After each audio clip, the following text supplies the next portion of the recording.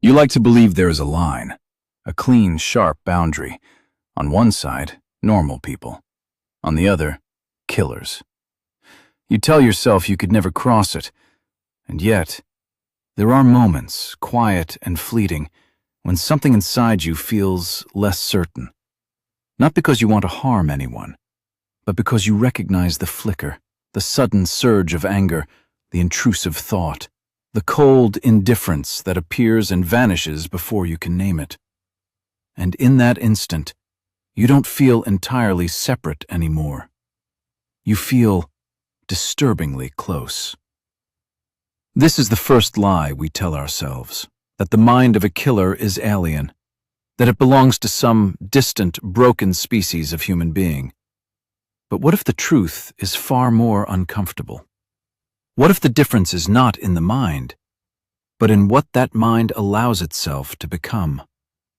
Dostoevsky understood this before psychology tried to map it, before neuroscience tried to measure it. He did not observe darkness from a safe distance. He lived inside it. He stood before a firing squad, convinced he would die, only to be spared at the last second. He was thrown into exile, stripped of comfort, dignity, certainty. He gambled away everything again and again, not because he didn't know better, but because he needed something irrational, something destructive, to feel alive. He did not write about monsters. He wrote about you. And nowhere is this more brutally exposed than in the psychological descent we glimpse through Crime and Punishment, not as a story, but as a mirror. Because the mind of a killer does not begin with violence. It begins with a thought, a quiet one, harmless almost. You're walking down the street. Someone bumps into you. No apology, just indifference. And for a second, you feel it, a sharp flash of anger. It disappears quickly, swallowed by reason, by social rules, by the image you maintain of yourself. But it was there, and you noticed it. That's where it starts, not with action, with permission. At first, it's abstract, philosophical even. You begin to ask questions, not out loud but internally where no one can judge you. Why do some people suffer while others thrive?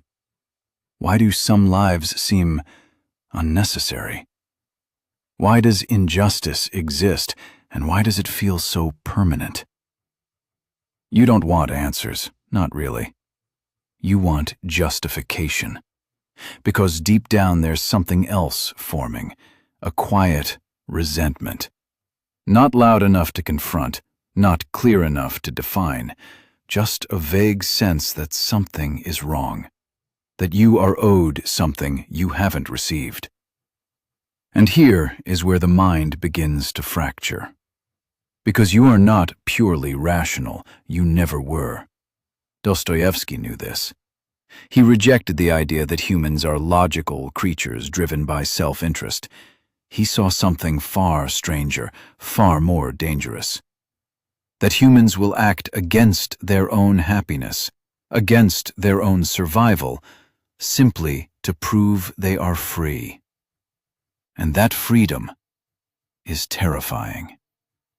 Because if you are free, truly free, then you are capable of anything, even the thing you fear most. You begin to notice contradictions in yourself. You say you want peace, but you provoke conflict. You say you want love, but you push people away. You say you want stability, but you sabotage opportunities the moment they become real. It doesn't make sense, and yet it feels intentional, like some part of you is testing the limits. How far can you go? How much can you destroy? Not because you want destruction, but because you need to feel the weight of your own choices. You open a message from someone you care about. You read it. You feel warmth, connection, something genuine. And then, you don't reply. Not immediately. You wait. You create distance where there was none. Why?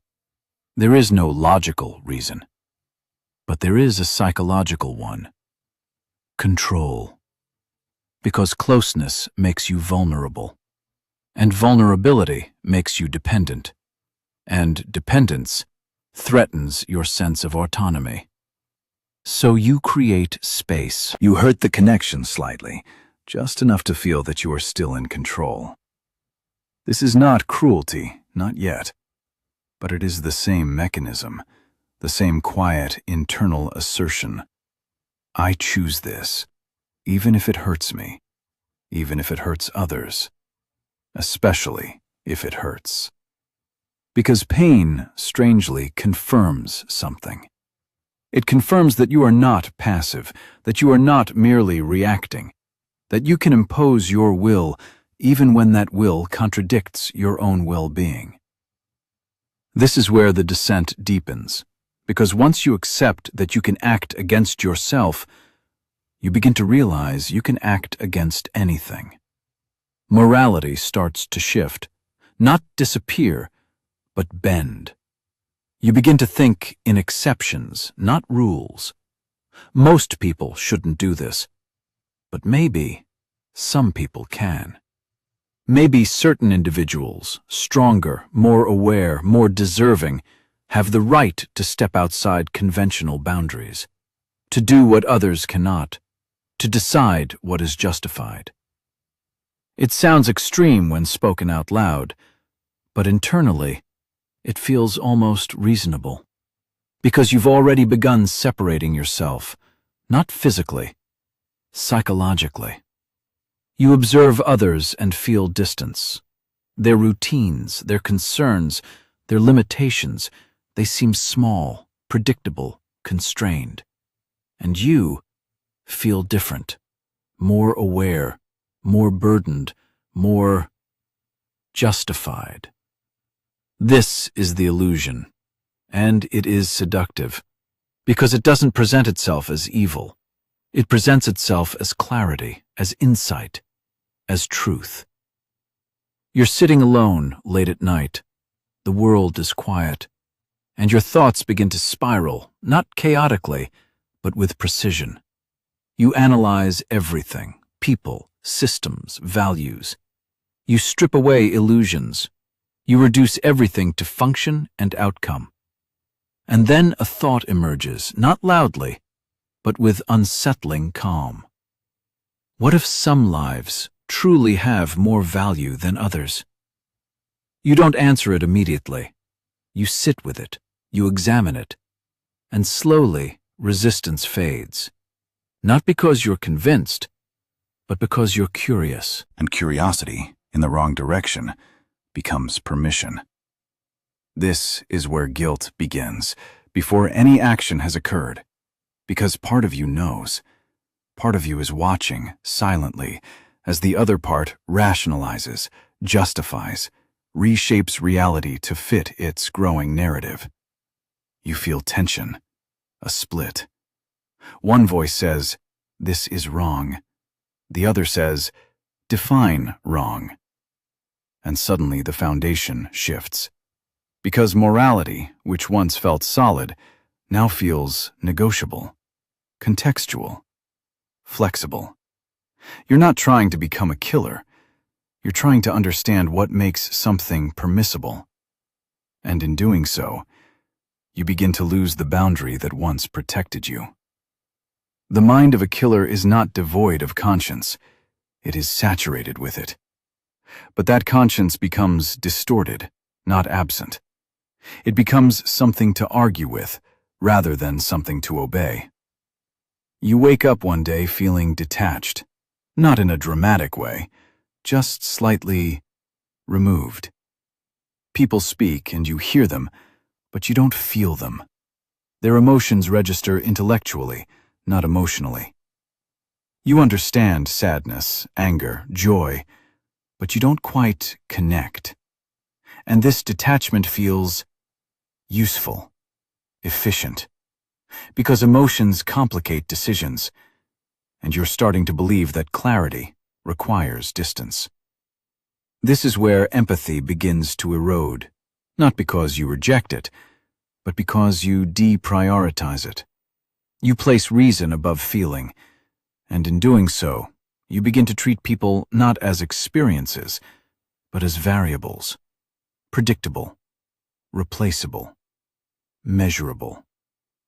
You don't notice the shift immediately, but others might. You respond more coldly. You interrupt more easily. You dismiss more quickly. Not out of malice, but out of certainty. And certainty is dangerous, because it eliminates doubt. And doubt is the last barrier between thought and action. You find yourself in a situation, small, insignificant on the surface. Someone wrongs you, not severely, just enough to trigger that familiar flicker of anger. But this time, it lingers. You don't suppress it. You explore it. You imagine responses, not just socially acceptable ones, but extreme ones. Not because you plan to act, but because imagining them feels satisfying. You picture confrontation escalating. You picture control, dominance, finality. And for a moment, it feels right. Not morally, but internally. Aligned. This is the most dangerous moment. Not when violence occurs, but when it feels justified. Because once something feels justified, the mind begins to align around it. Barriers weaken. Alternatives fade. And the path, once unthinkable, becomes conceivable. Dostoevsky's genius was not in describing the act. It was in revealing the torment after. Because the mind does not become quiet once the line is crossed. It becomes louder, relentless. You imagine it would bring relief, resolution, but it doesn't. It brings fragmentation. Because the part of you that justified the act is not the only part that exists. The other part, the one that watched, that hesitated, that doubted, it doesn't disappear. It becomes a witness. And that witness does not forgive easily. You walk through your day, and everything feels altered. Not externally, but internally. The world looks the same, but you don't. You've done something irreversible, not just in reality, but in identity. Because once you cross that line, you cannot return to the person who believed it was impossible. That version of you is gone, and in its place is something uncertain. You expected power, but you feel instability. You expected clarity, but you feel noise. Constant, intrusive, suffocating noise. Every thought becomes suspect. Every action feels observed, not by others, but by yourself. You replay everything, not the act, but the reasoning. How did I get here? And the answer is never simple. It's not one moment. It's a series of permissions, small ones, invisible ones, each one bending the boundaries slightly until it no longer exists. And this is the truth you don't want to face. The mind of a killer is not a different mind. It is your mind, without restraint, without the quiet, consistent resistance that keeps your darker impulses contained, without the doubt that questions your certainty, without the empathy that interrupts your reasoning. You think you are safe because you have never acted. But action is not the beginning. It is the result. The real process happens long before, in silence, in thought, in the private negotiations you have with yourself when no one is watching. You don't need to commit violence to recognize this. You only need to be honest. about the moments you chose control over connection, about the times you justified harm because it felt deserved, about the subtle ways you distance yourself from others to protect your sense of superiority, autonomy, or safety. These are not crimes, but they are seeds, and seeds do not announce what they will become. They grow quietly, gradually, until one day you no longer recognize the landscape. Dostoevsky didn't fear evil as something external.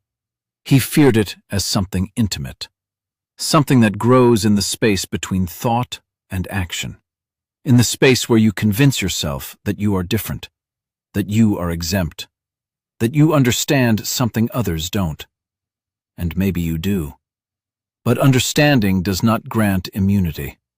It grants responsibility.